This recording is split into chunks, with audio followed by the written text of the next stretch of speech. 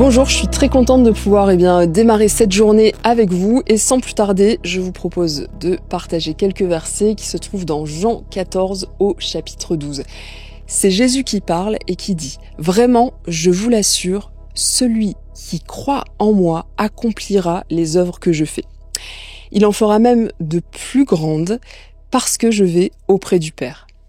Et quoi que ce soit que vous demandiez en mon nom, je le réaliserai, pour que la gloire du Père soit manifestée par le Fils. » Alors ce matin, moi je vais vous parler de travail et compétences. Dans le verset qu'on vient de lire, c'est quand même assez incroyable de se dire que Jésus lui-même me dit que je suis appelé à accomplir les mêmes choses que lui et même de plus grandes choses. C'est assez fou de se dire que Jésus, sauveur de l'humanité qui était appelé Prince de paix, me dit à moi que je suis appelé à faire les mêmes choses et de plus grandes choses que lui. Et pourtant, c'est ce qu'il fait. Alors, comment on peut y arriver finalement par rapport à cette mission à laquelle on est appelé ?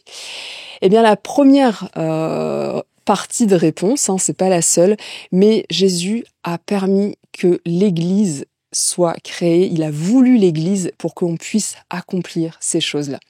Alors j'ai pris avec moi un petit outil que vous allez peut-être reconnaître, il s'agit d'un couteau suisse. Le couteau suisse, c'est quelque chose, alors moi j'étais fascinée quand j'étais gamine, de me dire que sur un même objet, je pouvais avoir des outils totalement différents qui me permettent d'accomplir des choses différentes avec ça. Eh bien, ce couteau suisse me fait penser à l'église, puisque dans l'église, on a, alors que ce soit l'église locale ou l'église avec un grand E au niveau international, on a la chance et on est béni d'avoir des compétences totalement différentes qui permettent justement d'accomplir de grandes choses. Notamment dans le cadre de ce projet de bâtiment, c'est assez incroyable de voir tout ce qui est mis en œuvre, et ça, c'est possible grâce à l'utilisation d'outils différents. Dans la Bible, si vous creusez, il y a plusieurs versets qui parlent de ces compétences, de ces dons que Jésus a donnés. Il y a notamment dans 2 Corinthiens, au chapitre 12 et au versets 4 et 5, il y a diversité de dons, mais un même esprit.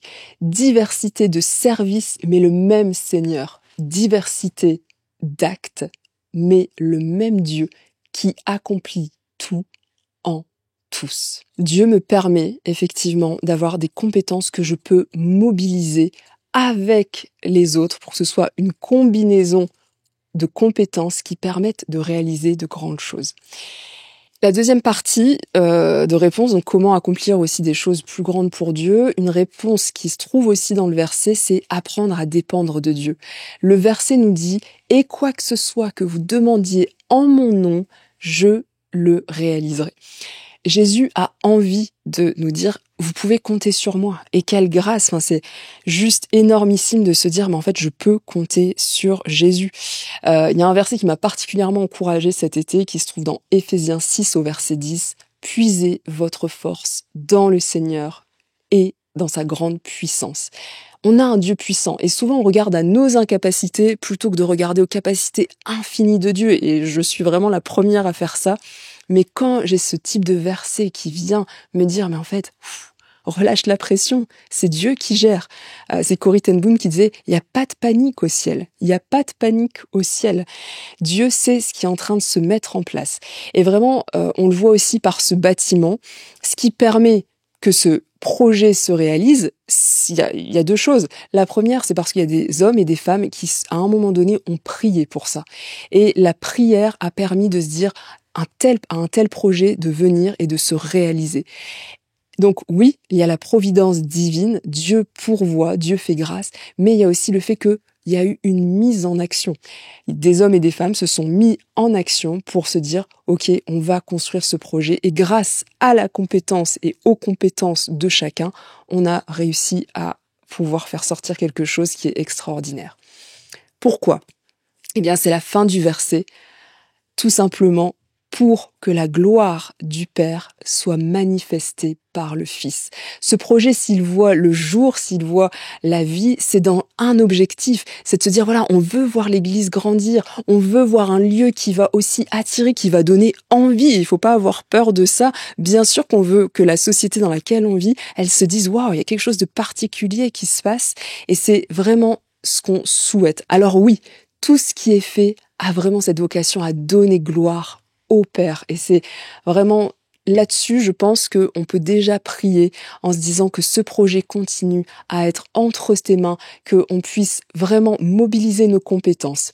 Alors, dans tout simplement les axes de prière qu'on peut avoir aujourd'hui, c'est déjà avoir de la reconnaissance pour ce qui a déjà été fait, et je parle pas uniquement sur les 6 derniers mois, mais durant toutes les années qui ont précédé, dans la construction de cette église.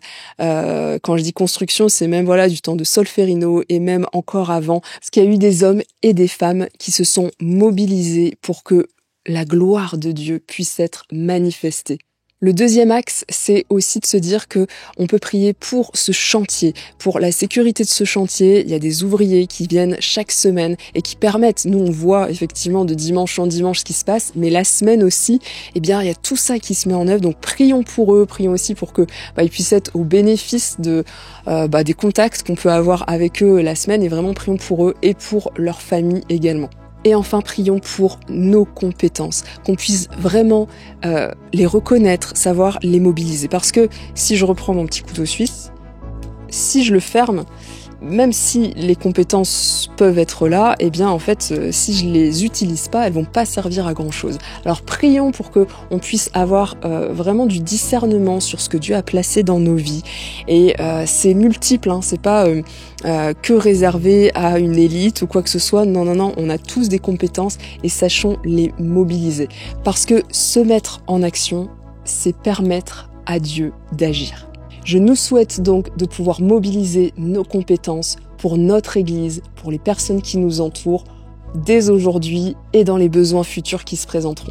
Je vous souhaite une bonne journée et une bonne semaine.